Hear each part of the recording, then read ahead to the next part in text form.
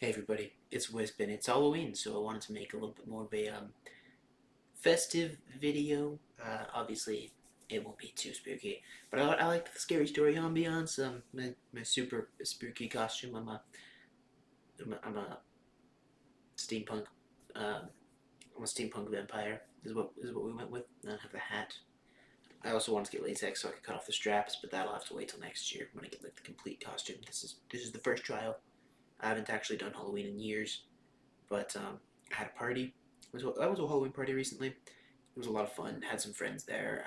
Met some people, and just I don't know, interacted in costume. I had a reason to dress up again, And I've been looking for one. And then a friend of mine was celebrating Halloween a lot, and she was like talking to me about it throughout.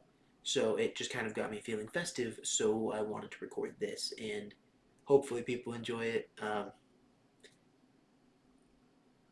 Costumes are gonna get better. I mean, hey, it's been a long time since I've done it, but I just wanted to start with this, and this is 16 chilling urban legends guaranteed to make you lose sleep tonight.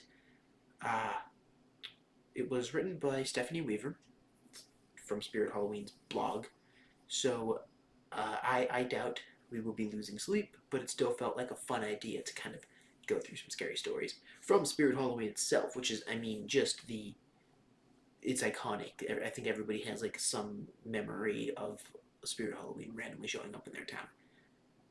So, going through the article, she says that urban legends are stories we all love to hear. That's true, and love to be scared by. Everyone can relate to these spooky tales that send chills up your spine. They start early too. As a teenager, you probably heard. Oh, there we go. You probably heard about that one desolate dirt road in your hometown that locals were convinced was plagued with witches or Satanists. I had that exact thing, so yes. Or there was the dilapidated house high on the hill that was rumored to be haunted.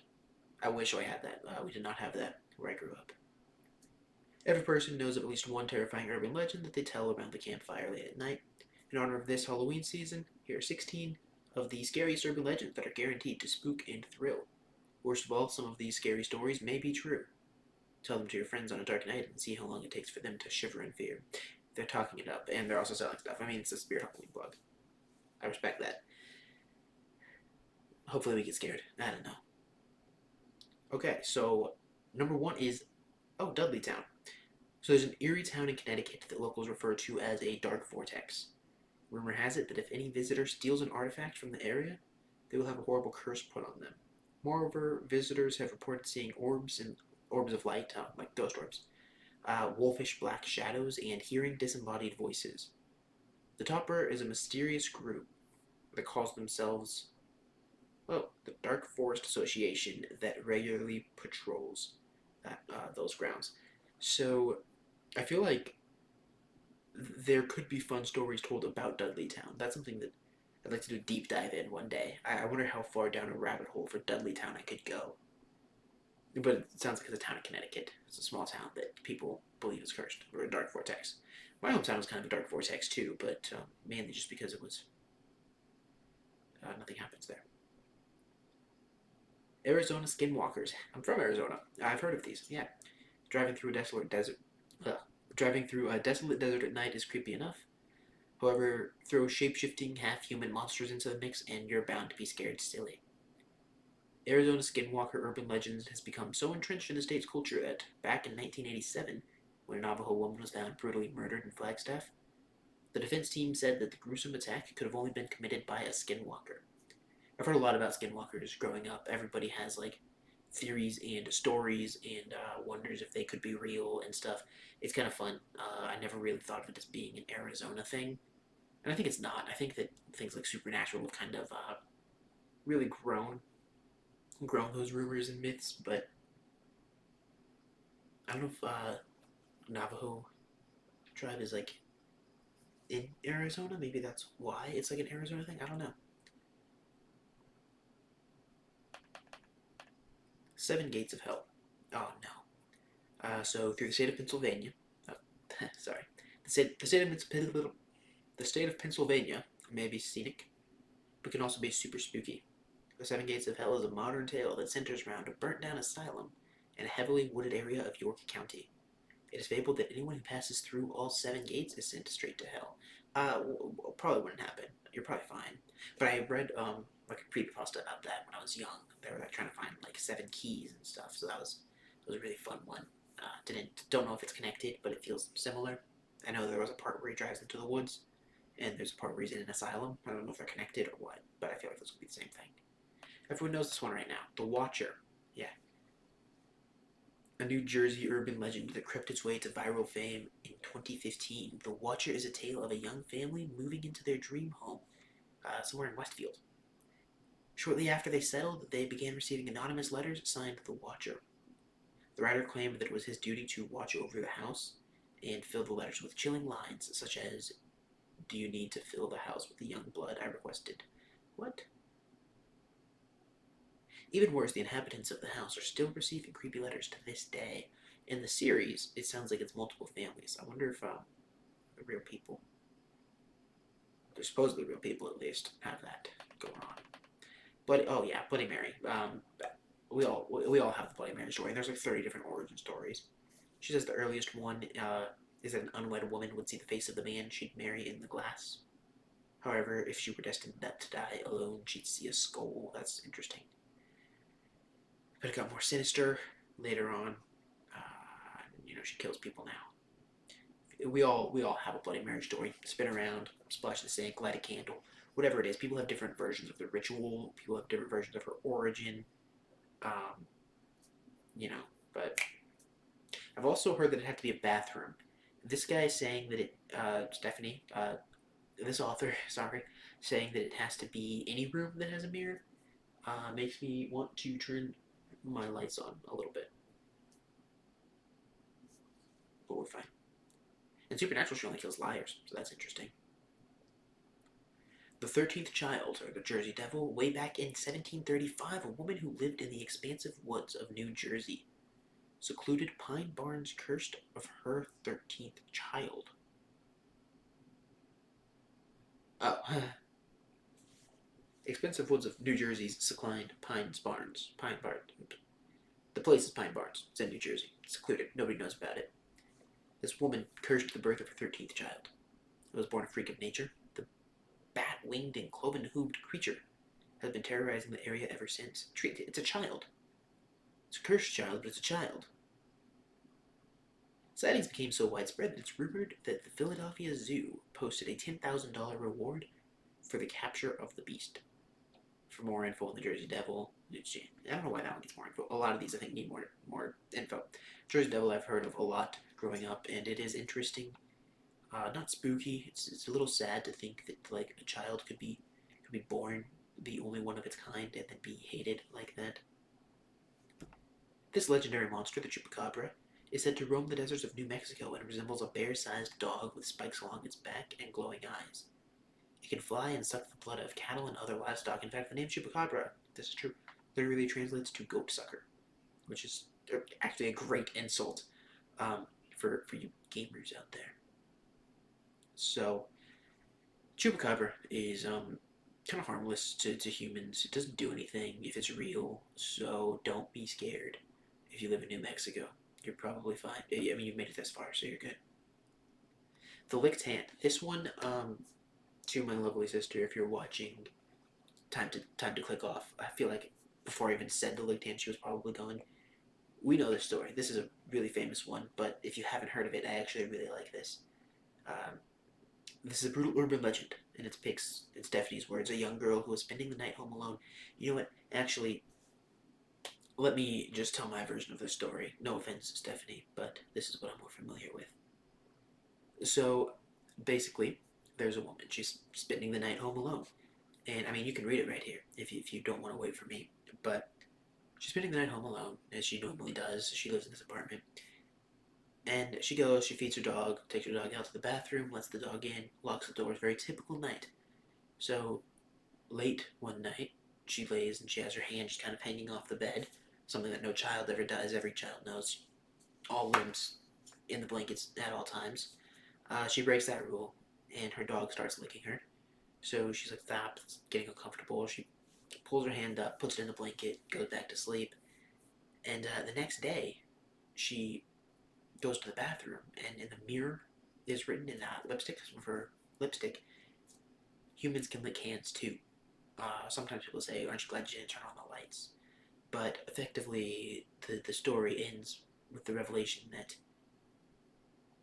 the dog the dog was outside, or some people say dead. Unfortunately, different variations, but effectively, the human was licking her hand that night just for the sake of it. He didn't physically harm her in like any version of the story I've heard. Emotionally damaged for sure, and you know, people say it's true. There's no evidence that this is a true one, but yeah, I like that story. And as far as the story goes, if it's true, obviously I don't. Bunnyman. Oh, that's new for me, I think. Despite the adorable name, Bunnyman is anything but. A dude from Virginia, Bunnyman dressed up as a rabbit and kills people with an axe. Oh. So he kills people with an axe. There's an entire bridge named after the axe murderer, Bunnyman Bridge. I don't know if I'd want to get on a bridge named after an axe murderer, especially because they chop him down. Around Halloween time, this guy is said to go around skinning innocent rabbits and hanging their bodies on the Bunnyman Bridge. Feel free to see for yourself this October. Um, well, I wonder if that's like a self-writing story. Like, I wonder if anyone has ever just decided to do that in reference to Bunnyman. Yeah, I could see that story kind of writing itself, and that's creepier than the story on its own. Because someone's gonna act on it. Polybius. Oh, vintage video gamers have been talking about this strange arcade game since the early 1980s called Polybius. This game is supposedly strange. It has some strange and sometimes lethal effects on its players.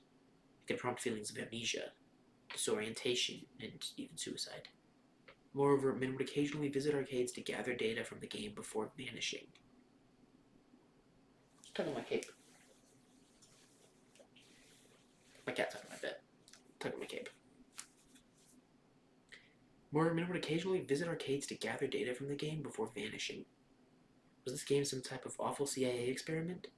Sadly, since arcades are a thing of the past, we'll never know. Hopefully it just wasn't real. I mean, I've never heard of it. I'm not like the heaviest gamer. I played a video game or two. Hopefully that one's fake. The Hook. Oh, everybody knows the Hook. The Hook scratches the car door. The couple's like making out in the woods. There's scratching noises. The couple gets freaked out, drives off. There's reports on the news station on the way home that there's a hook murderer. He uses a hook to kill his victims. And as they get home, they open the car door and find the hook is on the handle. He was actually going to get them if they didn't drive off right on time. They were 2 seconds away from getting hooked. Famous story. Very sad. Spider bite. Spider bite. Yeah, a woman goes and visits foreign land, foreign from wherever she was. I don't know where she was. Gets bitten, and the spider leaves a little mark. It looks like a pimple, but it grows and grows and grows, and eventually it pops. Hundreds of spiders pour over her body. Basically, the spider is said to have crawled into her skin and laid eggs. That is a possible thing to happen, though very rare and might not. That probably won't happen to most people in their lifetime. Not something to be worried about. Screaming Jenny. Oh no. Jenny, a poor woman with no family, lived on the B&O Railroad in Harper's Ferry, West Virginia. One day she was warming up broth over a campfire, and a spark flew from the fire and caught her dress. Jenny screamed for help, and the fire grew bigger, engulfing her in flames.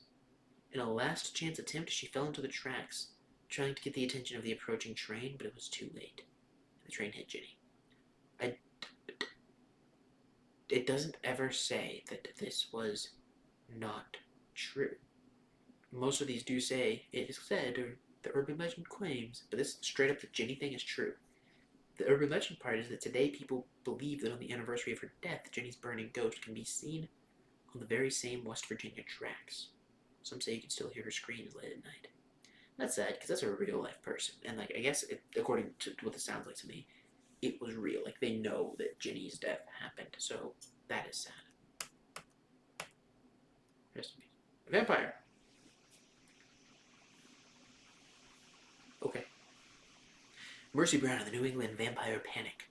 In the 1800s, Rhode Island, People believed that tuberculosis was caused by the dead consuming their surviving family members. There was only one way to deal with this sort of vampiric activity. They would dig up the remains of the dead and burn the bodies. The most famous instance would be that of Mercy Brown. This is, that first part I believe is true. I believe I studied that, actually. Mercy's whole family got tuberculosis, and it was assumed that she caused it to happen, so her grave was dug up. According to onlyinmystate.com, there were little signs of decomposition, and the body had appeared to have changed positions. Though there are several scientific explanations for these occurrences, there's still a popular opinion that she was indeed a vampire. Mercy Brown's gravesite remains one of the spookiest places in Rhode Island. Rhode Island's not a spooky place, though. I feel like there's not a lot of competition there. Of all the places to try to spook me out with. Petrified Forest is, the Escalante Petrified Forest in Utah is one of the most beautiful state parks in the U.S., but like many beautiful places, it has a truly sinister urban myth. It's said that if you leave the Escalante Petrified Forest with a piece of petrified wood, you'll be cursed with bad luck for the rest of your life. There's no proof the legend is true. We advise leaving the petrified woods behind if you visit the park. Just saying, she says. That's also just a law. You're not supposed to take stuff from state parks like that. You can't touch the rock. Or maybe you can touch them, but you can't bring them out. Because, I mean, if everybody brought out one rock, then it will start to show signs of the lack of rock. It's just important that you don't steal from parks like that. I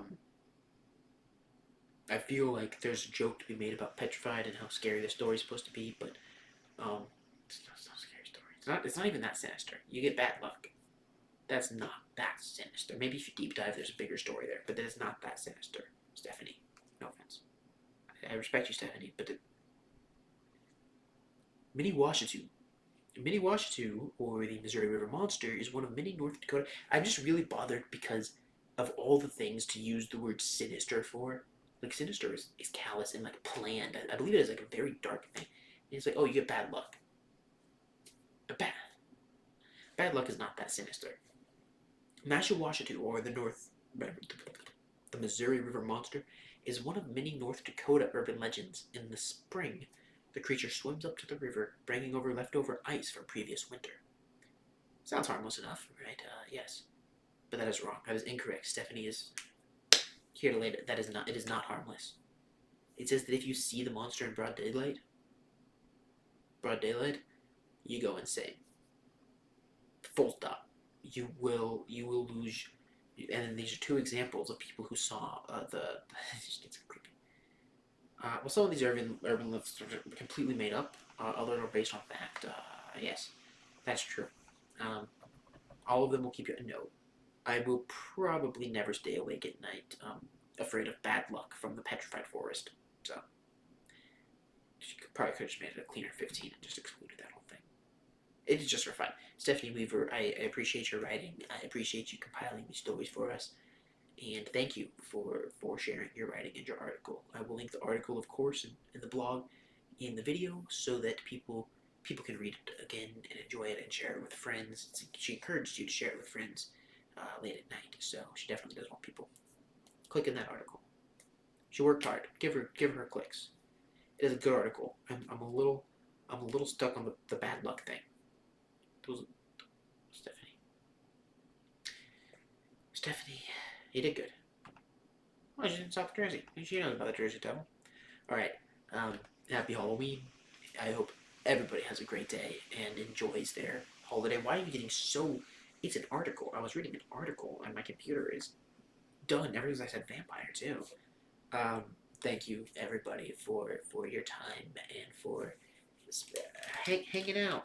Oh, no. Oh, why did I do that on camera? That was a mistake.